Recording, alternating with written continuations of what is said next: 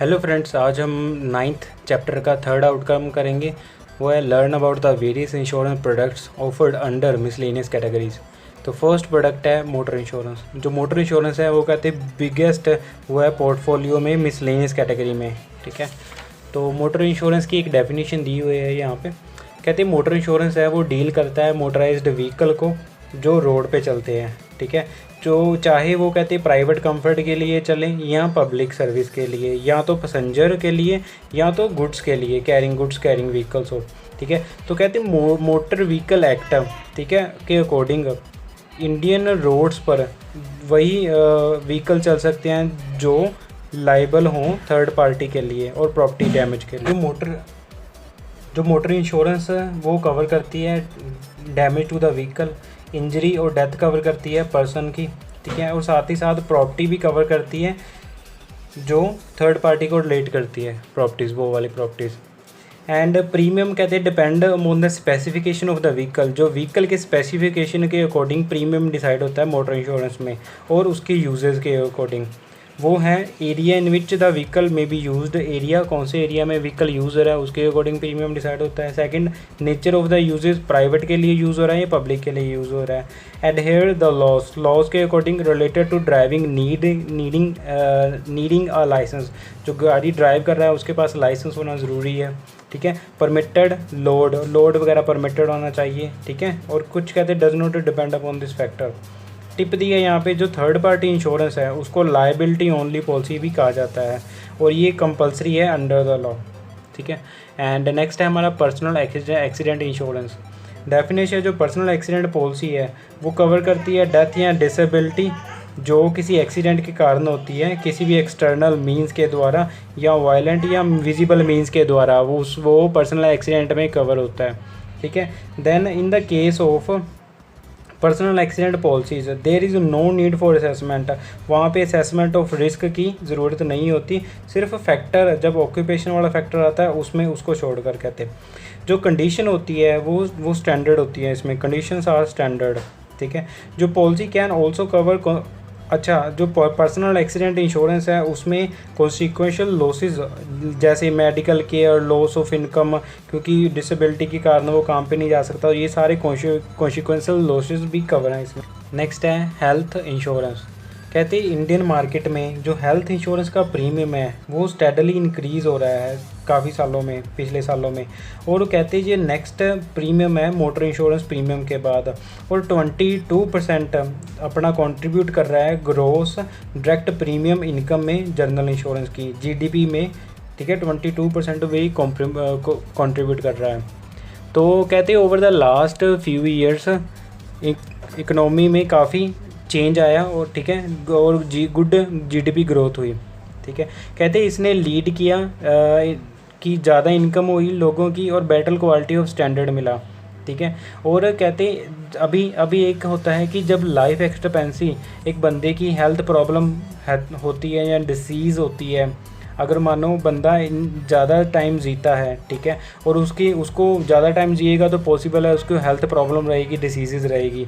ठीक है, एज के बढ़ने के साथ। कहते for an average person retirement तक वो बंदा अपने आप कमाता है, उसके बाद जो उसको उनकी इनकम होती है उनकी इनकम ख़त्म हो जाती है और उनका हेल्थ केयर कॉस्ट बढ़ जाता है।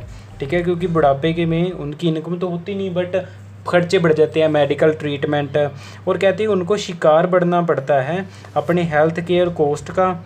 ठीक है, और क्रिटिकल इलनेस का। ठीक है, और उनके जो हॉस्पिटलाइज मेडिकल के ह्यूज मेडिकल बिल्स का। इसीलिए कहते जो हेल्थ केयर इंश्योरेंस है तो वो इसीलिए पॉपुलैरिटी गेन कर रहा है अमंग द मासेस, सो सारे उसमें मासेस में। तो नेक्स्ट है cashless treatment. Health care insurance cover जो होती है वो कई हॉस्पिटलाइजेशन में इंक्लूडिंग डोमिसिलरी ट्रीटमेंट, तो सभी हॉस्पिटल्स में हॉस्पिटलाइजेशन में वो कैशलेस भी ट्रीटमेंट मिलता है। जैसे health care insurance claim are now being served by the network. अभी जो हेल्थ केयर सर्विसेज हैं, इंश्योरेंस क्लेम्स हैं, वो थर्ड पार्टी एडमिनिस्ट्रेटर ठीक है, टीपीए का नेटवर्क बना होता है, जिनको लाइसेंस जो मिला है आईआरडीए से, वो अपने टाई अप वो करते हैं हॉस्पिटल से, ठीक है, अक्रॉस द कंट्री। तो जो इंश्योरेंस कंपनी है वो अपना टाई अप करती है थर्ड पार्टी से, और इंश्योर्ड को कैशलेस कार्ड प्रोवाइड करवाती है इंश्योर्ड को, जिसकी वजह से उसको इंश्योरेंस का बिल, ठीक है, वो एकदम से देने की ज़रूरत नहीं, वो उनको नेटवर्क हॉस्पिटल की वजह से उनको वो कैशलेस फैसिलिटी मिलती है।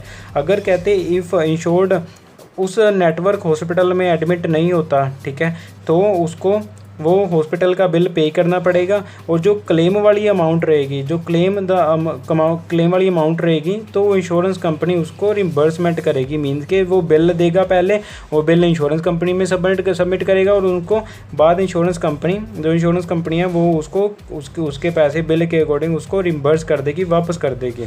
Health care policies are available in 3 variant है। तो हेल्थ केयर पॉलिसी अभी 3 वेरिएंट्स में अवेलेबल है।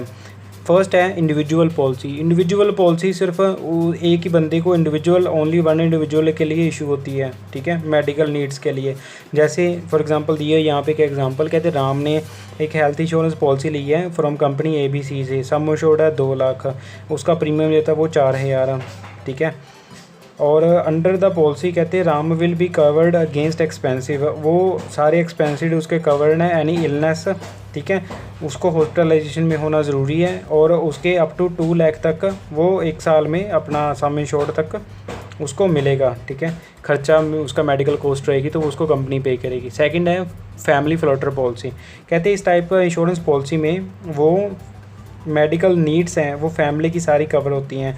फैमिली फ्लोटर पॉलिसी कहते हैं जो नॉर्मली इंश्योरेंस कंपनीज होती हैं वो उसमें अलाउ करती हैं 2 अडल्ट्स प्लस 2 चिल्ड्रन, ठीक है, एक फैमिली फ्लोटर पॉलिसी में, ठीक है, इससे ज़्यादा मेंबर नहीं ऐड करवा सकते, ठीक है। और कहते हैं जो सम इंश्योर्ड है वो सारी फैमिली मेम्बर्स में शेयर किया जाता है एक पॉलिसी में।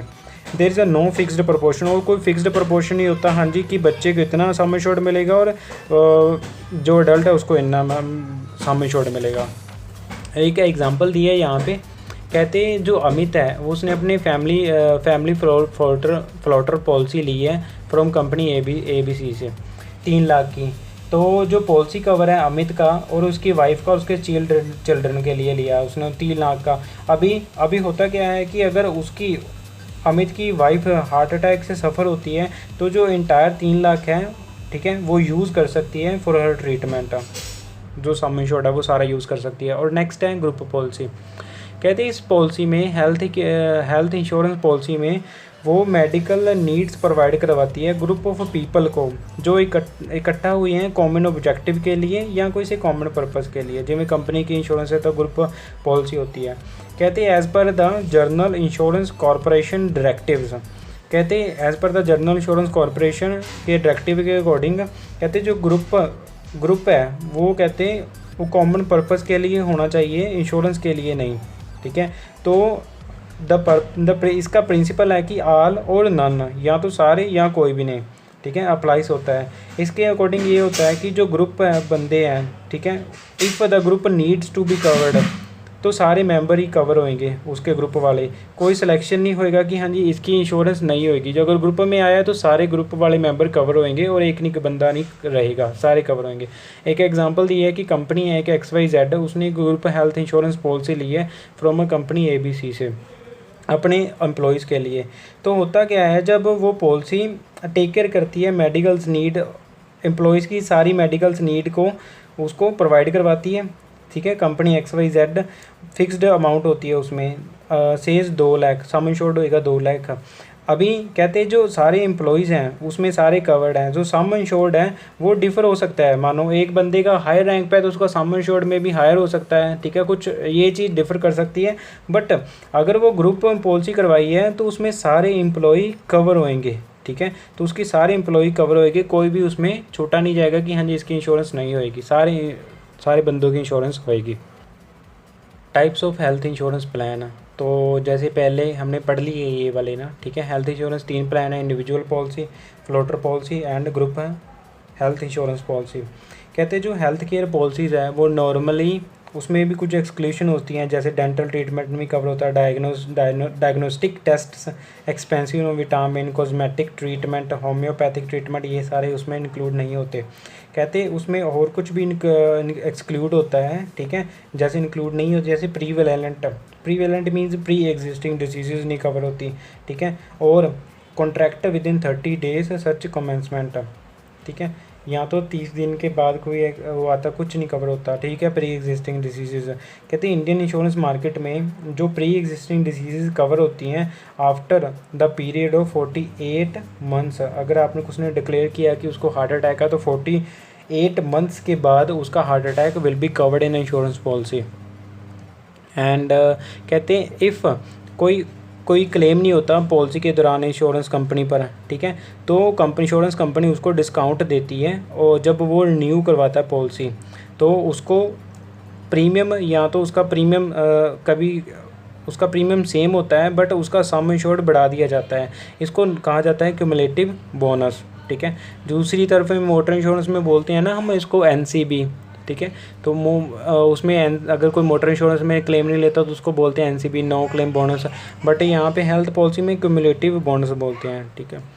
नेक्स्ट है लाइबिलिटी इंश्योरेंस। कहते हैं जो लाइबिलिटी इंश्योरेंस है वो इंडेमनिटी प्रोवाइड करवाती है फाइनेंशियल लॉसेस की, ठीक है, फाइनेंशियल लॉसेस कोई होता है, ठीक है, तो वो उसको पेबल होता है अंडर द लॉ। कहते हैं और injuries to the third party और third and their property, third party की इंजरीज और थर्ड पार्टी की प्रॉपर्टी वो लाइबिलिटी इंश्योरेंस में उसको कवर होएगी, इंडेमनिफाई होएगी। जो पॉलिसी कवर है इंडेमनिफाई का वो प्रोफेशनल्स के लिए भी प्रोवाइड होता है, जैसे doctor, lawyers, accountant, engineer etcetera. जो प्रोफेशनल्स हैं कहते हैं उनको डर होता है नेग्लिजेंसी का, ठीक है, और उनकी नेग्लिजेंसी की वजह से वो उनके पास लाइबिलिटी आ सकती है और डैमेज हो सकता है किसी को, ठीक है। जो लाइबिलिटी इंश्योरेंस है can be broadly categorise into public liability, वो कैटेगराइज की गई है public liability, industrial and non industrial, product liability, professional indemnity and error and omission, ये चार हो गए, public liability, product liability, professional indemnity, error and omission policy, ये चार हो गया। तो कहते हैं जो फर्स्ट 3 कवर्स हैं ये हो गया पब्लिक, प्रोडक्ट एंड प्रोफेशन, ये तीनों वाली, तो उसमें कहते हैं death and disability, while the first 3 cover death and disability due to insured negligence, insured की नेग्लिजेंसी के कारण डेथ एंड डिसेबिलिटी कवर है। जो एरर एंड ओमिशन पॉलिसी है उसमें फाइनेंशियल लॉसेस कवर होते हैं जो नेग्लिजेंट एक्शन होते हैं प्रोफेशनल्स के, ठीक है, like chartered account, surgery engineer etcetera, surgeon engineer etcetera के द्वारा, ठीक है, तो फाइनेंशियल लॉसेस कवर होते हैं। एग्जाम्पल दिया है इसकी लाइबिलिटी की, कहते हैं जो जैसे अकाउंटेंट है उसको उस पर कोई केस कर सकता है क्लाइंट की, क्योंकि उसकी एडवाइस की वजह से उसको लॉस हुआ।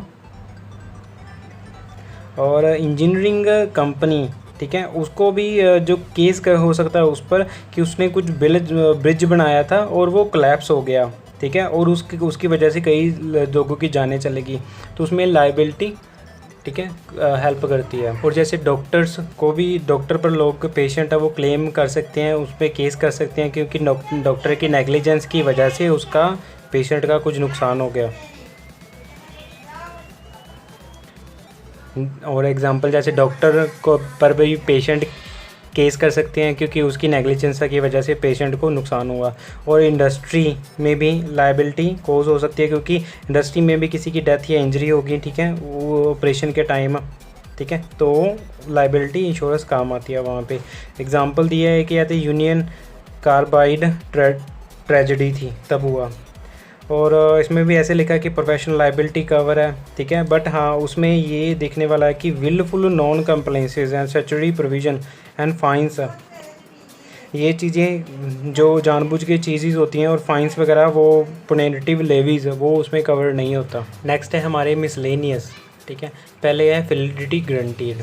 वैलिडिटी गारंटी कवर में जो एम्प्लॉइज़ की डिसऑनेस्टी या फ्रॉड हो गया या एम्बेजलमेंट होगी वो कवर करता है एम्प्लॉयर को, ठीक है, in the validity guarantee insurance में। और एम्प्लॉयर को प्रोवाइड करवाता है financial loss, cash of loss का और सिक्योरिटी लॉस का। Next is overseas medical insurance. कहते हैं ये वाली जो पॉलिसी है वो कवर करती है मेडिकल एक्सपेंसेस, जो बंदा ट्रैवलिंग कर रहा है बाहर कहीं देश से बाहर, और उसका हॉस्पिटलाइजेशन बिल पे कवर होता है इंश्योरेंस का, ठीक है।